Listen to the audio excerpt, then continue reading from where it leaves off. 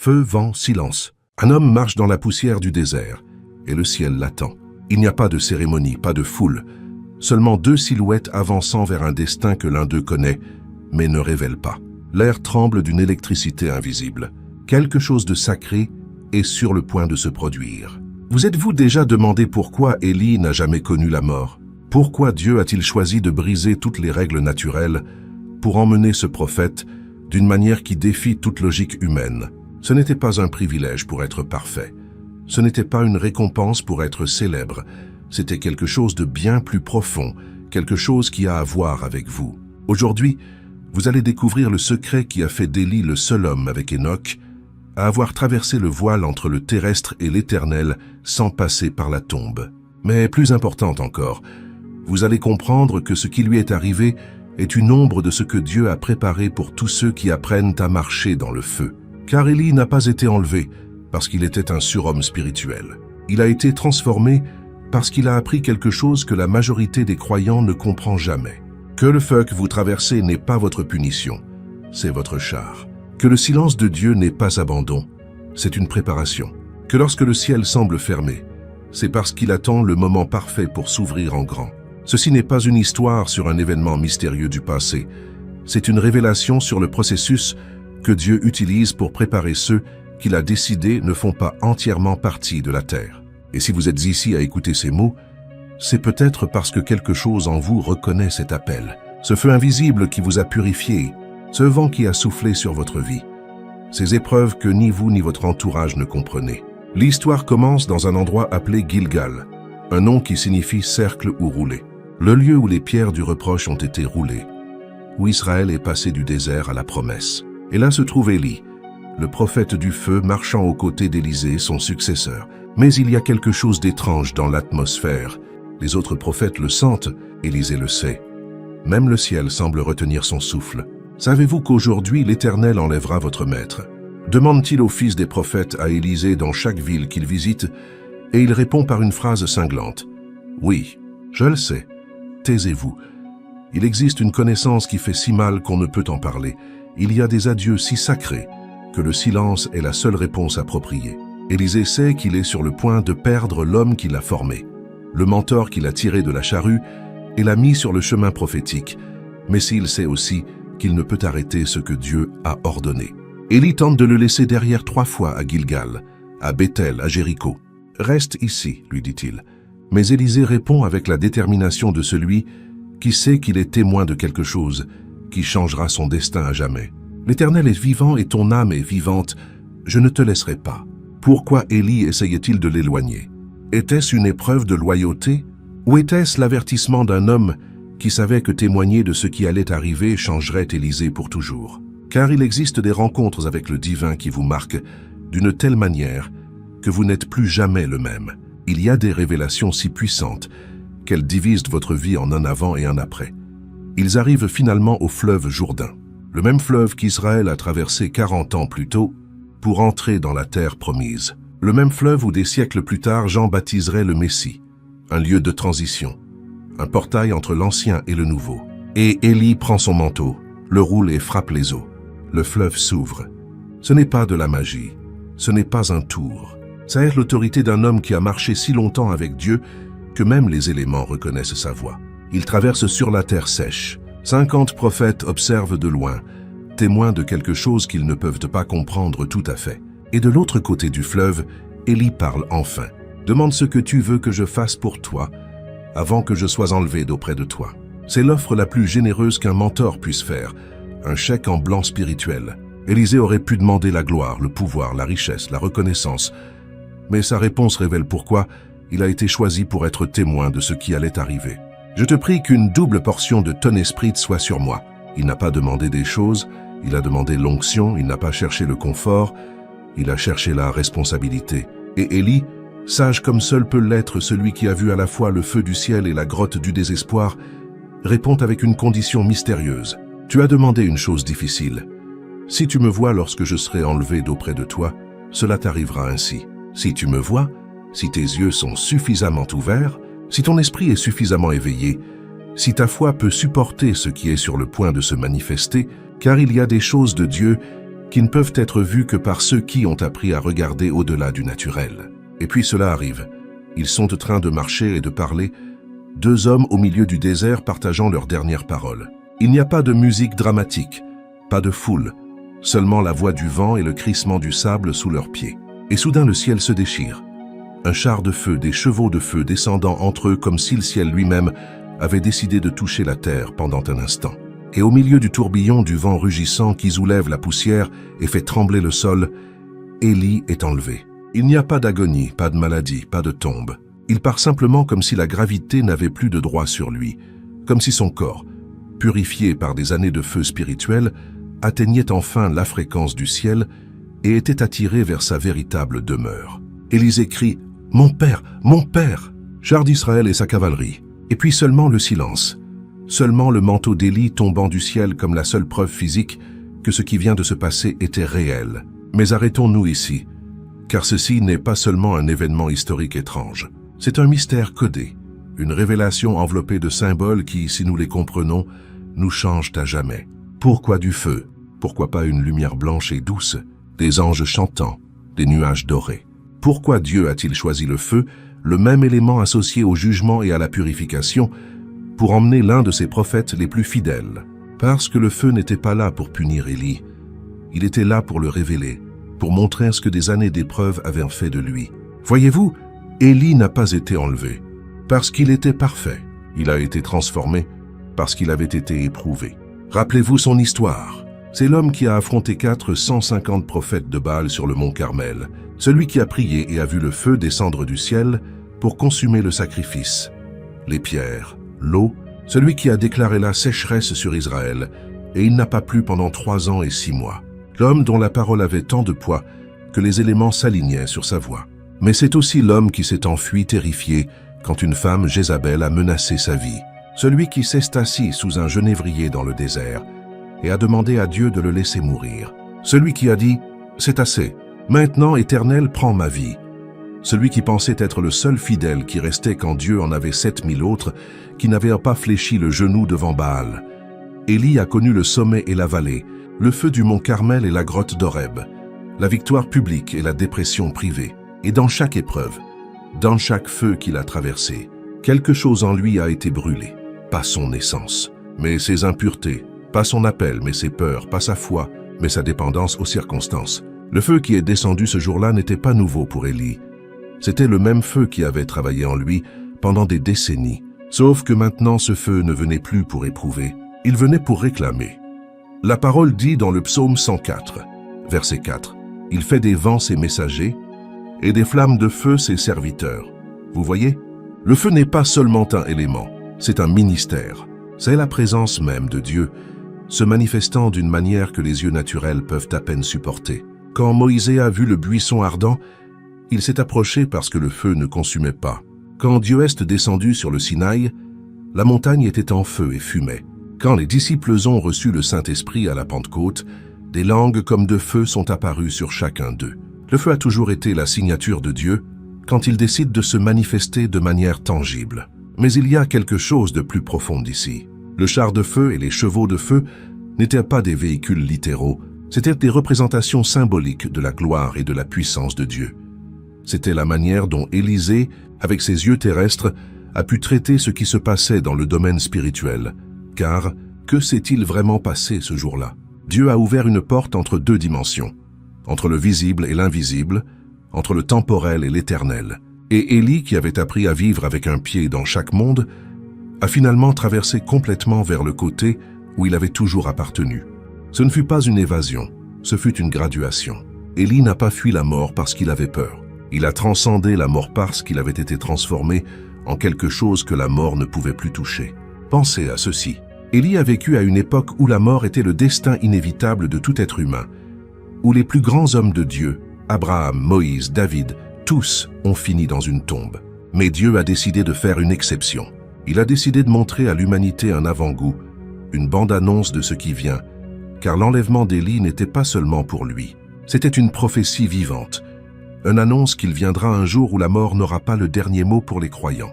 Quand une génération entière sera transformée en un clin d'œil, quand ce corps mortel revêtira l'immortalité, et ce corps corruptible revêtira l'incorruptibilité. L'apôtre Paul l'a dit ainsi dans la première épître aux Thessaloniciens, chapitre 4, versets 16 et 17. « Car le Seigneur lui-même a un signal donné, à la voix d'un archange et au son de la trompette de Dieu, descendra du ciel, et les morts en Christ ressusciteront premièrement. Ensuite, nous les vivants qui serons restés, nous serons enlevés ensemble avec eux sur des nuées, à la rencontre du Seigneur dans les airs, et ainsi nous serons toujours avec le Seigneur. » Le comprenez-vous maintenant? Élie fut le prototype, la preuve de concept, la démonstration que Dieu peut et va faire exactement ce qu'il a promis. Mais revenons en arrière un instant, car pour comprendre pourquoi Élie a été enlevé, nous devons comprendre ce qu'il a préparé à ce moment. Et la préparation n'a pas commencé au fleuve Jourdain. Elle a commencé des années plus tôt, dans des lieux sombresques que personne n'a vus. Il y a un moment dans la vie d'Élie qu'il est facile de négliger, mais qui contient l'une des leçons les plus puissantes sur le processus de Dieu. Après sa grande victoire sur le mont Carmel, après avoir vu le feu descendre du ciel, après avoir exécuté le prophète de Baal et avoir prié pour que la pluie revienne, Élie était au sommet de son ministère. Mais alors arrive la menace de Jézabel, et le même homme qui avait affronté 450 faux prophètes sans trembler, s'enfuit terrifié par les paroles d'une femme, court vers le désert, s'assied sous un arbre, et prononce les paroles les plus dévastatrices qui puissent sortir de la bouche d'un prophète. C'est assez. Maintenant, Éternel, prends ma vie, car je ne suis pas meilleur que mes pères. C'est l'effondrement total, l'épuisement spirituel, la dépression profonde, le moment où tout semble n'avoir aucun sens. Et c'est là que beaucoup abandonnent. C'est là que beaucoup disent « Je ne suis pas assez fort pour cela ». Mais Dieu répond d'une manière que personne n'attend. Il ne le réprimande pas, ne lui fait pas un sermon sur la foi, ne lui rappelle pas toutes les victoires passées. Au lieu de cela, il envoie un ange avec de la nourriture et de l'eau. Il lui permet de dormir, prend soin de son corps avant de parler à son esprit, car Dieu sait que parfois la crise spirituelle a des racines physiques, que parfois nous avons besoin de pain avant d'avoir besoin de prophétie. Élie mange, dort, mange à nouveau et entreprend alors un voyage de 40 jours et 40 nuits vers le mont Horeb, la même montagne où Moïse a vu le buisson ardent où Dieu a donné la loi. Un voyage symbolique vers la rencontre la plus importante de sa vie. Et là, dans une grotte, vient la question qui change tout. Que fais-tu ici, Élie? Ce n'est pas une question de localisation, c'est une question de but. Que fais-tu caché quand je t'ai appelé à confronter?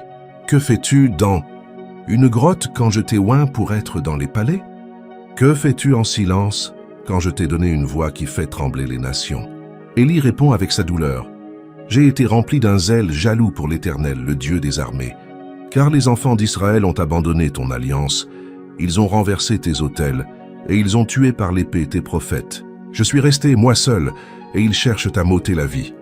C'est le cri de celui qui se sent seul, de celui qui pense que le fardeau est trop lourd, de celui qui croit que personne d'autre ne le comprend. Et Dieu aurait pu répondre avec des arguments. Il aurait pu lui montrer les 7000 qui n'avaient pas fléchi le genou, mais non.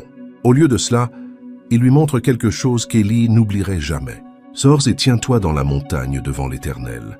Et alors vient le vent, un vent fort et violent, qui déchire les montagnes et brise les rochers. Le genre de vent qui déracine les arbres et fait voler les pierres. Le genre de vent qui vous fait penser « Dieu est là ». Voici sa puissance. Mais la parole dit quelque chose d'extraordinaire. L'Éternel n'était pas dans le vent. Après le vent, un tremblement de terre. La terre tremble comme si elle allait se fendre en deux. Les montagnes se secouent. La grotte où se trouve Élie semble sur le point de s'effondrer sur lui.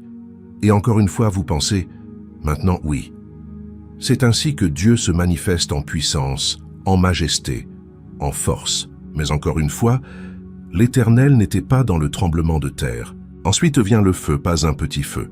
Un feu qui consume, qui purifie, qui illumine la nuit, le même genre de feu qui était descendu sur le mont Carmel. Et une fois de plus, l'Éternel n'était pas dans le feu. Et puis après le feu, le silence. Un silence si profond qu'on peut l'entendre un murmure. Une voix douce et légère qui peut à peine être perçue. Et là, dans ce murmure, dans ce silence qui parle, se trouve Dieu.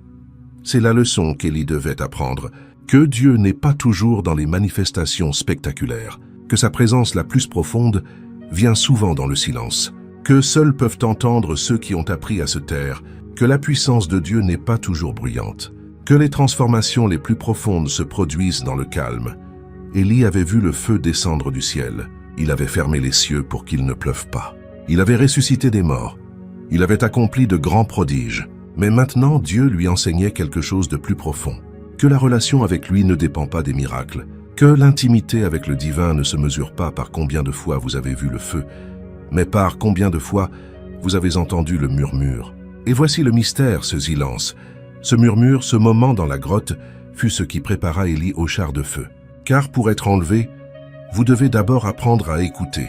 Pour monter, vous devez d'abord descendre dans le calme intérieur où Dieu parle à voix basse. Le monde attend des manifestations. Dieu attend de l'attention. Le monde cherche des signes. Dieu cherche de la sensibilité. Le monde veut le feu. Dieu veut que vous appreniez d'abord à valoriser le murmure. Car le jour où Élie fut emmené au ciel, il n'y eut pas de foules applaudissant, pas de caméras enregistrant, pas de reconnaissance publique, seulement un jeune homme qui avait appris à voir au-delà du naturel, et un prophète qui avait appris que les choses les plus puissantes de Dieu sont celles que le monde ne voit jamais. Il y a quelque chose de profondément significatif dans le parcours final d'Élie. Ce n'est pas un hasard s'il est passé par 4 lieux spécifiques avant de traverser le Jourdain. Gilgal, Bethel, Jéricho, le fleuve. Chacun représente une étape du processus que Dieu utilise pour préparer ceux qu'il va élever. Gilgal, le lieu où Israël a campé après avoir traversé le Jourdain, le lieu où Josué a dressé 12 pierres comme mémorial, où les hommes ont été circoncis, où la première Pâque dans la terre promise a été célébrée. Gilgal signifie rouler, car là Dieu a dit « Aujourd'hui, j'ai roulé de dessus vous l'opprobre de l'Égypte ». Gilgal représente le lieu du commencement, le lieu où le reproche du passé est enlevé, le lieu où les chaînes de ce que vous étiez sont coupées pour que vous puissiez devenir ce que Dieu vous a appelé à être. C'est la première étape sur le chemin de la transformation, la décision de laisser derrière votre ancienne identité. Élie commence là parce que toute ascension spirituelle commence par un acte de lâcher prise. Vous ne pouvez pas monter si vous restez accroché à ce qui est en bas. Vous ne pouvez pas être transformé si vous continuez à vous identifier à votre passé. Gilgal est l'endroit où vous apprenez que votre histoire ne définit pas votre destin. Ensuite vient Bethel, la maison de Dieu, le lieu où Jacob a eu son rêve de l'échelle qui atteignait le ciel avec des anges montant et descendant, le lieu où il s'est réveillé et a dit « Certainement l'Éternel est en ce lieu et moi, je ne le savais pas ». Là où il a dressé la pierre qu'il avait utilisée comme oreiller et en a fait un autel. Bethel représente le lieu de la rencontre, le moment où vous réalisez que Dieu est plus proche que vous ne le pensiez, où vous découvrez que le ciel et la terre sont connectés, où ce que vous considériez comme commun devient sacré.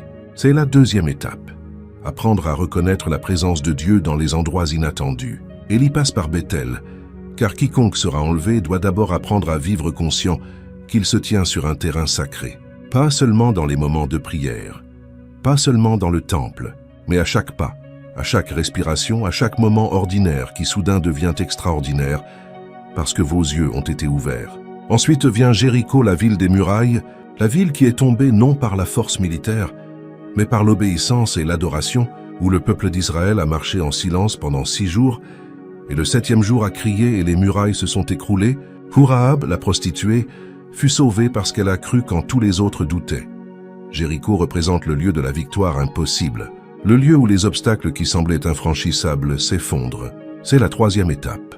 Apprendre que ce qui semble impossible pour l'homme est possible pour Dieu, que les murailles de votre vie ne tombent pas par votre force, mais par votre foi et votre obéissance. Élie traverse Jéricho, car quiconque sera élevé doit d'abord voir tomber les murailles qui le limitaient. Les murailles de la peur, du doute, de l'incrédulité, des opinions des autres, des limitations auto-imposées. Tant que ces murailles ne tombent pas, vous n'êtes pas prêt à traverser de l'autre côté. Et enfin, le fleuve Jourdain, le lieu de la transition, la frontière entre le désert et la promesse, où les prêtres sont dû poser leurs pieds dans l'eau avant qu'elle ne s'ouvre, où le peuple a dû faire le pas de foi avant de voir le miracle. Le Jourdain représente la mort et la résurrection. Traverser le Jourdain, c'est mourir à une façon de vivre et naître à une autre. C'est laisser derrière la mentalité du désert et embrasser la mentalité de la promesse. C'est la 4e étape, l'acte de foi radical qui vous mène de l'autre côté. Et voici le détail puissant. Élie ne traverse pas le Jourdain comme Israël l'a fait 40 ans plus tôt. Il n'y a pas de prêtre devant, pas d'arche de l'alliance, pas de préparation cérémonielle. Il prend simplement son manteau, le roule, frappe les eaux et elles s'ouvrent. Pourquoi?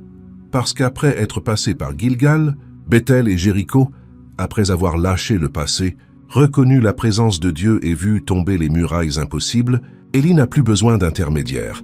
Il n'a plus besoin que d'autres ouvrent le chemin. Lui-même a l'autorité pour diviser ce qui se dresse entre lui et son destin. Ceci est le processus de Dieu. Et si vous prêtez attention, vous verrez que votre vie a passé par ces mêmes lieux. Peut-être êtes-vous en ce moment à Gilgal, luttant pour lâcher le reproche de votre passé, ou peut-être êtes-vous à Béthel en train d'apprendre à voir Dieu au milieu de votre chaos. Il se peut que vous soyez face aux murailles de Jéricho, vous demandant si elles tomberont un jour. Ou peut-être êtes-vous déjà au bord du Jourdain, sur le point de faire le pas qui changera tout. Mais voici la vérité. Vous ne pouvez sauter aucune étape. Vous ne pouvez pas aller de Gilgal au Jourdain sans passer par Béthel et Jéricho. Chaque lieu vous enseigne quelque chose d'essentiel. Chaque arrêt vous prépare pour le suivant. Et chaque leçon que vous apprenez est une brique retirée du poids qui vous maintient attaché à la terre. Élie a marché sur ce chemin. Il ne l'a pas fait en un jour. Il ne l'a pas fait avec un enthousiasme constant. Il l'a fait à pas lents, avec des doutes occasionnels, avec des moments où il voulait rester en arrière. Mais il a continué à marcher et chaque kilomètre parcouru était 1 kilomètre de moins, entre lui et le moment où le ciel le réclamerait. Il y a un objet dans cette histoire qu'il est facile de négliger, mais qui contient l'un des messages les plus profonds de tout le récit. Le manteau d'Élie n'était pas seulement un vêtement, c'était un symbole d'autorité, d'appel, d'identité prophétique. Quand Élie est passé et a jeté son manteau sur Élisée, tandis que celui-ci labourait, ce fut une déclaration. « Ta vie n'est plus à toi, tu as été choisi. » Le manteau réapparaît au moment de l'enlèvement. Quand le char de feu sépare Élie d'Élisée, quand le prophète monte dans le tourbillon, le manteau tombe. Il ne part pas avec Élie. Il reste sur la terre et Élisée le ramasse, sachant que ce morceau de tissu représente quelque chose de plus grand que l'homme qui le portait. Pourquoi le manteau est-il resté? Parce qu'Élie n'en avait plus besoin. Là où il allait, l'autorité ne se mesure plus avec des symboles terrestres. Là où il allait, l'identité ne se définit plus par ce que vous portez, mais par ce que vous êtes. Le manteau est tombé parce qu'Élie avait transcendé le besoin de signes externes de son appel. Mais pour Élisée, ce manteau était tout. C'était la preuve que ce dont il venait d'être témoin était réel. C'était la confirmation que la double portion qu'il avait demandée n'était pas de la présomption, mais une promesse. C'était le pont entre le ministère de celui qui était parti et le ministère de celui qui restait. Et voici l'une des leçons les plus belles de toute l'histoire. Élisée prend le manteau, retourne au fleuve Jourdain et fait exactement ce qu'il a vu faire à Élie. Il roule le manteau, frappe les eaux et dit « Où est l'Éternel, le Dieu d'Élie ?» Et les eaux s'ouvrirent. Avez-vous saisi cela? Il n'a pas demandé « Où est Élie ?» Il a demandé « Où est le Dieu d'Élie ?» Car Élisée a compris quelque chose que beaucoup ne comprennent jamais, que l'onction n'est pas dans la personne, elle est en Dieu, que le pouvoir ne dépend pas du prophète, il dépend de celui qui a appelé le prophète, que quand le leader s'en va, Dieu demeure. C'est la véritable double portion. Ce n'est pas faire 2 fois plus de miracles, ce n'est pas avoir 2 fois plus de gloire, c'est comprendre que vous pouvez continuer ce que celui qui vous a précédé a commencé. Non pas parce que vous êtes meilleur, mais parce que vous servez le même Dieu. C'est recevoir le manteau sans essayer d'être la personne qui le portait avant. C'est honorer l'héritage sans vivre dans l'ombre du passé. Les 50 prophètes qui observèrent de loin virent ce qui s'était passé et dirent « L'esprit d'Élie repose sur Élisée. » Il ne dira pas « Élisée est le nouvel Élie ». Ils dirent « Le même esprit qui était en Élie est maintenant en lui. » Car Dieu ne cherche pas des copies, il cherche la continuité. Et l'Écriture enregistre qu'Élisée fit 2 fois plus de miracles qu'Élie. 16 pour Élisée, 8 pour Élie. La double portion qu'il demanda ne fut pas de l'arrogance, ce fut de la vision. Ce fut comprendre que chaque génération doit aller au-delà de la précédente, que les enfants spirituels doivent surpasser les pères spirituels, non par compétition, mais par obéissance à l'appel progressif de Dieu. Mais il y a autre chose ici, quelque chose qui a à voir avec le processus de préparation. Élisée n'a pas reçu la double portion simplement parce qu'il l'a demandé. Il l'a reçu parce qu'il a rempli la condition qu'Élie lui avait posée. Si tu me vois lorsque je serai enlevé d'auprès de toi, cela t'arrivera ainsi. Élisée dut être présent, il dut avoir les yeux ouverts. Il dut maintenir la foi même quand tout devint surnaturel et confus. Il ne pouvait pas se distraire. Il ne pouvait pas fermer les yeux par peur, il ne pouvait pas détourner le regard par incrédulité. Il devait voir. Et c'est ce que Dieu requiert de tous ceux qui veulent recevoir plus. Que vous soyez présents dans les moments difficiles, que vous gardiez les yeux ouverts quand tous les autres les ferment, que vous continuiez à regarder en haut, même quand le vent vous frappe le visage et que la poussière vous aveugle, car ce que vous voyez dans les moments de transition détermine ce que vous recevez dans le temps de l'héritage. Les autres 50 prophètes étaient loin, observant à une distance sûre. Ils viraient quelque chose, mais pas assez. Ils furent témoins, mais pas participants. Et c'est pourquoi, quand tout fut terminé, ils reçurent une confirmation, mais pas une transformation. Ils surent que quelque chose de grand était arrivé, mais ils n'en furent pas marqués. Élisée, en revanche, était juste à côté d'Élie, si près que le vent de l'enlèvement le secoua, si près qu'il vit les chevaux de feu, si près qu'il put crier « Mon Père !» et être entendu. Et cette proximité, cette disposition à être au milieu de l'inconnu et du dangereux, fut ce qui le qualifia pour recevoir ce qu'il avait demandé. Et c'est la question pour vous. Êtes-vous en train d'observer de loin ou êtes-vous suffisamment proche pour être secoué? Jouez-vous la sécurité ou êtes-vous disposé à vous tenir à l'endroit où Dieu fait quelque chose de si grand que cela vous effraie? Car la double portion n'est pas pour les spectateurs. Elle est pour ceux qui ont le courage de rester prêts quand le ciel s'ouvre. Revenons au feu, car il y a encore des mystères dans ces flammes qui sont descendues pour emmener Élie. Ce n'était pas un feu commun, il ne brûlait pas pour détruire, il brûlait pour transformer. Et cela nous amène à une vérité qui change tout. Dieu ne vous mène pas au feu pour vous blesser, il vous mène au feu pour vous purifier. Et la purification précède toujours l'élévation. Pensez à chaque moment de feu dans la vie d'Élie. Le feu qui est descendu sur le mont Carmel n'était pas pour lui, mais il a dû avoir la foi pour l'invoquer. Le feu du jugement de Dieu sur les prophètes de Baal ne l'a pas touché, mais cela a changé son destin. Le feu qui consume le sacrifice consume aussi les doutes des spectateurs. Et chaque fois qu'Élie voyait le feu, quelque chose en lui s'alignait davantage avec le ciel. Dans l'Écriture, le feu a toujours un double objectif, détruire l'impur et révéler l'authentique. Quand l'or passe par le feu, les scories se séparent et ce qui reste est du métal pur. Quand le sacrifice passe par le feu, la fumée monte comme une offrande agréable. Et quand un cœur passe par le feu de Dieu, ce qui brûle, ce sont les peurs, les insécurités, les fausses dépendances, les identités empruntées. Élie a été éprouvé par beaucoup de types de feu. Le feu de la confrontation quand il a dû se tenir seul contre tout un royaume, le feu de la solitude quand il s'est enfui dans le désert, le feu du silence quand il attendait d'entendre la voix de Dieu et ne trouvait que le vide, le feu du doute quand il pensait avoir échoué. Et dans chacun de ces feux, quelque chose brûlait, mais ce n'était pas lui, c'était ce qui ne devait pas être en lui. Le prophète Malachie l'a dit ainsi au chapitre 3, versets 2 et 3. « Qui pourra soutenir le jour de sa venue? Qui restera debout quand il paraîtra? Car il est comme un feu de fondeur, comme la potasse des foulons. Il s'assiera, fondra et purifiera l'argent. Il purifiera les fils de Lévi. Il les épurera comme on épure l'or et l'argent. Dieu acier.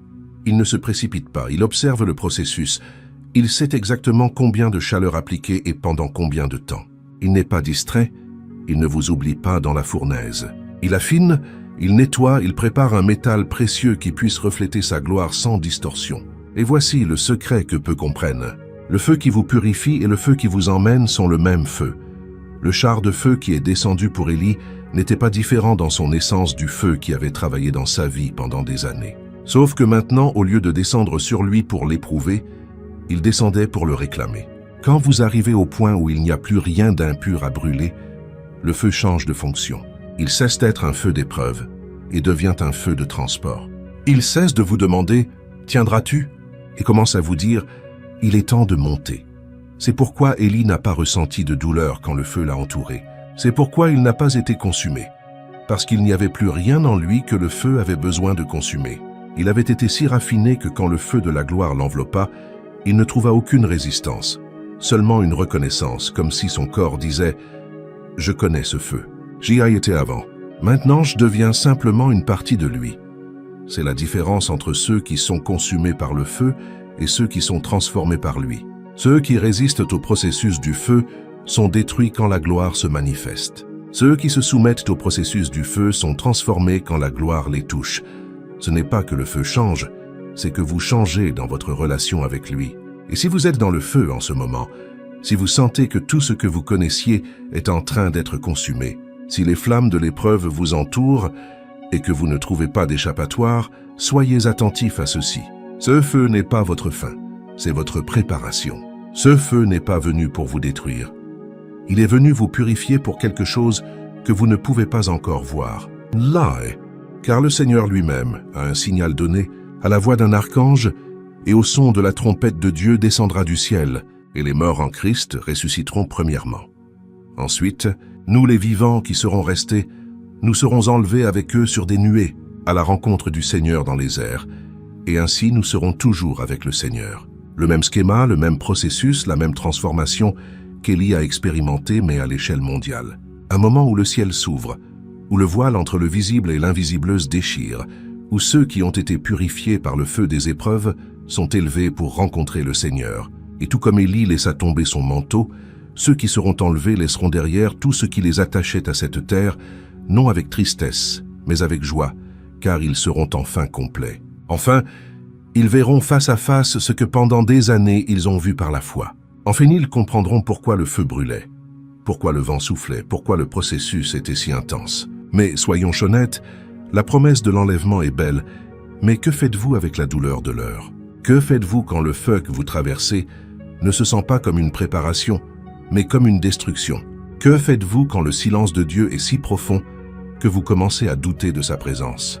C'est là que l'histoire d'Élie devient profondément personnelle, car il n'a pas été enlevé immédiatement après sa grande victoire sur le mont Carmel. Il n'a pas été emmené au ciel quand il était au sommet de son ministère, entouré d'applaudissements et d'émerveillements.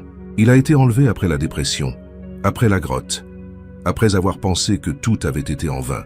Il y a une gloire cachée dans cela douleur que seuls ceux qui la traversent peuvent en voir. Une beauté dans les cendres ski n'est visible que pour ceux qui ont été réduits en poussière. Une force dans la faiblesse qui ne se manifeste que lorsque vous avez épuisé toutes vos propres réserves. Élie a dû arriver, au point où il a demandé à Dieu de le laisser mourir avant d'être prêt à être emmené sans mourir. Il a dû traverser la nuit obscure de l'âme avant de voir le char de feu. Il a dû sentir qu'il avait tout perdu avant de gagner l'éternel. Et cela n'est pas une cruauté divine, c'est une sagesse divine. Car si Dieu vous avait élevé quand vous dépendez encore de votre propre force, le poids de la gloire vous aurait détruit.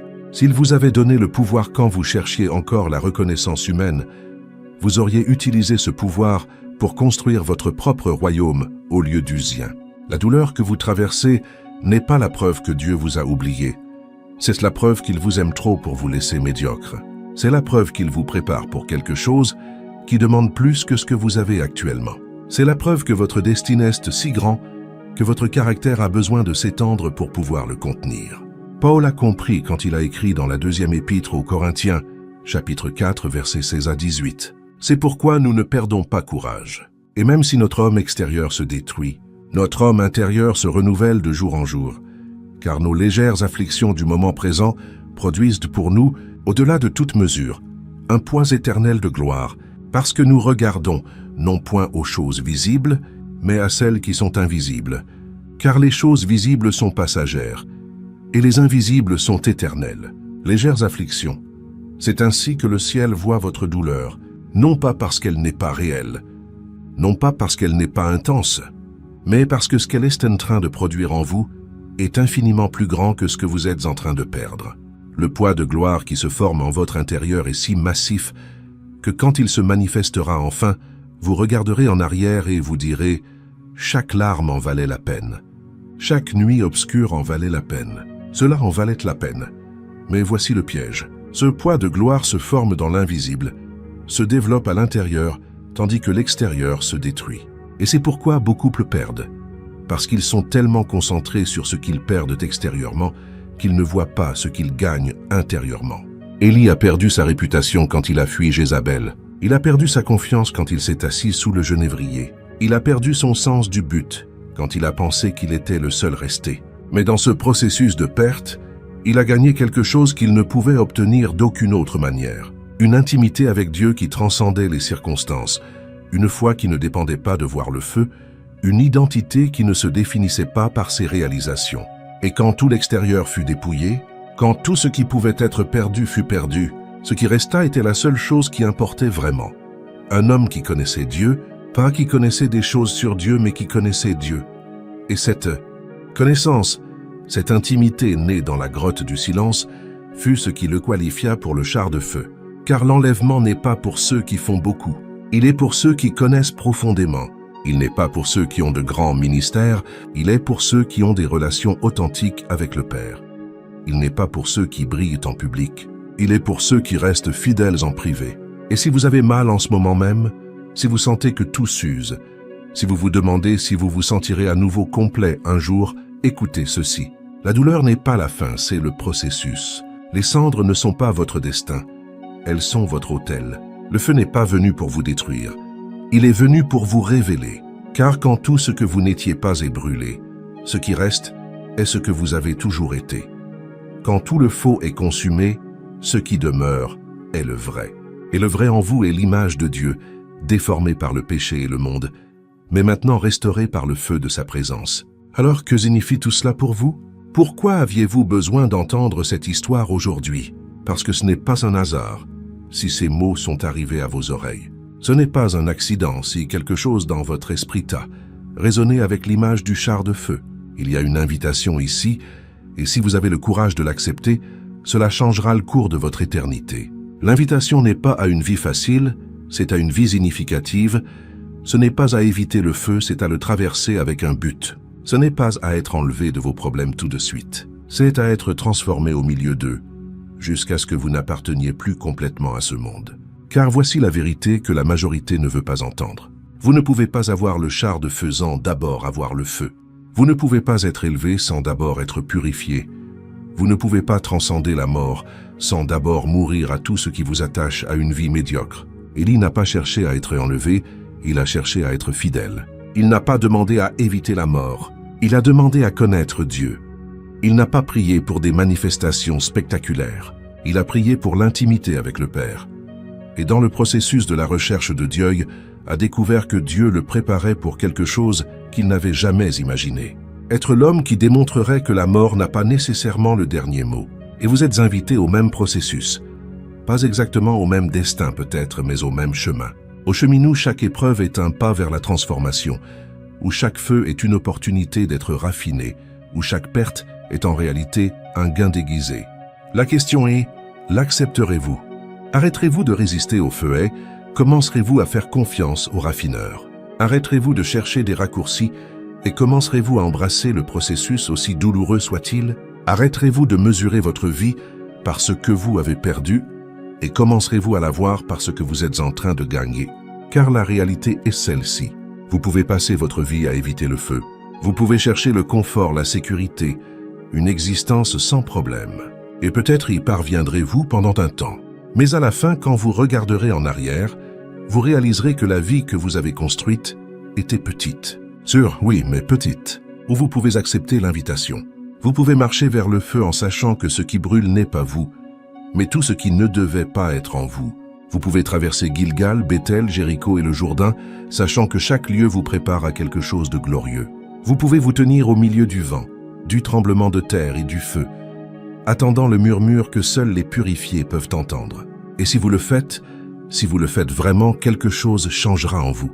Pas immédiatement, pas de manière spectaculaire, mais progressivement, jour après jour, vous serez moins attaché à cette terre. Vos priorités changeront, vos peurs se dissoudront, votre identité cessera de dépendre des opinions des autres et commencera à se fonder sur qui Dieu dit que vous êtes.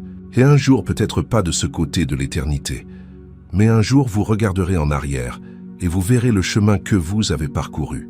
Vous verrez les endroits où vous avez failli abandonner, les feux que vous pensiez vous consumeraient, les silences que vous pensiez vous rendraient fous, et vous réaliserez que chacun de ces moments était nécessaire. Chacun vous rapprochait du lieu où vous appartenez. Car le secret d'Élia n'était pas qu'il était spécial, c'est qu'il est resté fidèle quand tout le reste échouait, qu'il a continué à marcher quand il voulait s'arrêter, qu'il a continué à écouter quand le silence était assourdissant, qu'il a continué à faire confiance quand les preuves suggéraient que Dieu l'avait abandonné.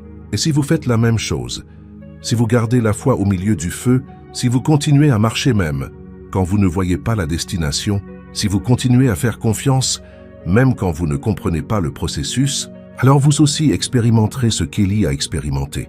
La transformation qui convertit l'ordinaire en extraordinaire, le terrestre en céleste, le temporel en éternel. Et maintenant, après tout ce que nous avons vu, après tout ce que nous avons compris, il ne reste qu'une chose, répondre.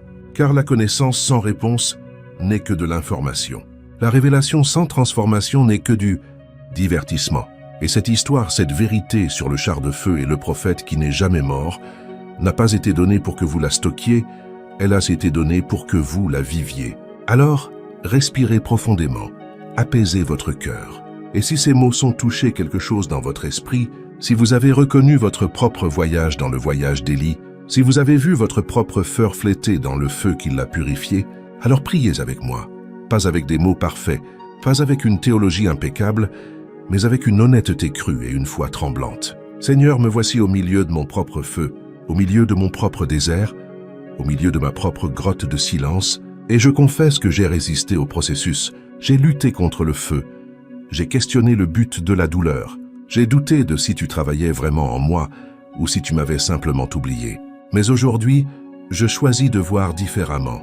Aujourd'hui, je choisis de croire que le feu qui m'entoure n'est pas mon ennemi, c'est ma préparation, que le vent qui me secoue n'essaie pas de me détruire. Il essaie de libérer ce qui ne peut pas venir avec moi là où tu m'emmènes. Que les silences qui m'a tourmenté n'est pas ton absence. C'est ton invitation à écouter plus profondément, à te connaître plus intimement, Seigneur. Si le feu doit brûler, qu'essai ne soit pas en vain. Si les cendres doivent s'accumuler, qu'elles deviennent un autel. Si mon homme extérieur est en train d'essuyer, que ce soit parce que mon homme intérieur se renouvelle, transforme ma douleur en but, convertis ma perte en gain éternel, fais de mon épreuve un témoignage qui, un jour, inspirera d'autres à ne pas abandonner. Je ne demande plus que tu enlèves le feu. Je demande que tu me donnes la grâce de le traverser. Je ne demande plus que tu raccourcisses le processus. Je demande que tu m'enseignes ce que j'ai besoin d'apprendre dedans. Je ne demande plus que tu changes les circonstances. Je demande que tu me changes moi leur sein. Et quand je sortirai finalement de l'autre côté, quand le feu aura fait son travail, quand ce qui restera de moi sera seulement ce qui t'appartient vraiment, utilise-moi. Utilise-moi comme tu as utilisé Élie, pas nécessairement pour les mêmes miracles, mais pour le même but. Montrer que tu es fidèle, que tu transformes, que tu élèves ceux qui te font confiance, même quand tout le reste s'effondre. Prépare-moi pour ce qui vient. Purifie ce qui a besoin d'être purifié. Brûle ce qui a besoin d'être brûlé. Et quand le char de feu viendra pour moi, que ce soit de ce côté de l'éternité ou dans l'enlèvement futur que tu as promis, qu'il me trouve prêt, qu'il me trouve purifié, qu'il me trouve regardant vers le haut, attendant, faisant confiance, sachant que ce que j'ai traversé n'était pas une punition, c'était une préparation. Car tu n'as pas laissé Élie mourir pour démontrer que la mort peut être vaincue. Et tu ne me laisses pas dans ce feu pour me détruire. Tu me laisses dedans pour me transformer, pour faire de moi quelqu'un qui, quand le ciel s'ouvrira, pourra monter sans résistance. Quelqu'un qui n'appartient plus complètement à la terre, parce qu'il a appris à vivre avec un pied dans le ciel. Qu'il en soit ainsi, Seigneur, qu'il en soit ainsi. Et maintenant, chers auditeurs, nous arrivons à la fin de cette révélation. Mais en réalité, ce n'est pas une fin, c'est un commencement. Car maintenant que vous savez la véritable raison pour laquelle Dieu n'a pas laissé Élie mourir, maintenant que vous comprenez que le char de feu n'était pas un privilège, mais une promesse, maintenant que vous voyez votre propre processus avec de nouveaux yeux, vous avez une décision à prendre. Vous pouvez retourner à votre vie comme si rien n'avait changé, ou vous pouvez accepter l'invitation. Vous pouvez embrasser le feu. Vous pouvez faire confiance au processus. Vous pouvez regarder vers le ciel et dire « Moi aussi je suis prêt à être purifié. Moi aussi je suis prêt à être transformé. Moi aussi je suis prêt pour le char de feu. » Si cette parole a touché votre cœur, si quelque chose en vous s'est éveillé, écrivez dans les commentaires « Moi aussi j'attends le char de feu ». Non pas comme une phrase vide, mais comme une déclaration de foi, comme un engagement à faire confiance au processus, aussi douloureux soit-il, comme une affirmation que votre destin est plus grand que votre circonstance actuelle. Et rappelez-vous ceci, chaque fois que le feu brûlera, chaque fois que le vent soufflera, chaque fois que le silence vous assourdira, ce n'est pas la destruction, c'est la préparation. Ce n'est pas l'abandon, c'est l'affinement. Ce n'est pas la fin, c'est le processus qui vous mène vers le moment où, comme Élie, vous n'appartiendrez plus complètement à la terre. Élie n'est pas mort parce que Dieu a décidé que la mort n'aurait pas de pouvoir sur lui. Et vous non plus ne mourrez pas éternellement, Parce que le même Dieu a décidé que si vous croyez, même si vous mourrez, vous vivrez. Et celui qui vit et croit en lui ne mourra jamais. Le feu ne l'a pas consumé. Le ciel l'a réclamé et le même ciel qui s'est ouvert pour lui, un jour s'ouvrira pour tous ceux qui ont appris à marcher dans le feu. Jusqu'à ce jour, continuez à marcher. Continuez à faire confiance. Continuez à regarder vers le haut parce que votre char de feu vient déjà et quand il arrivera, il vous trouvera prêt.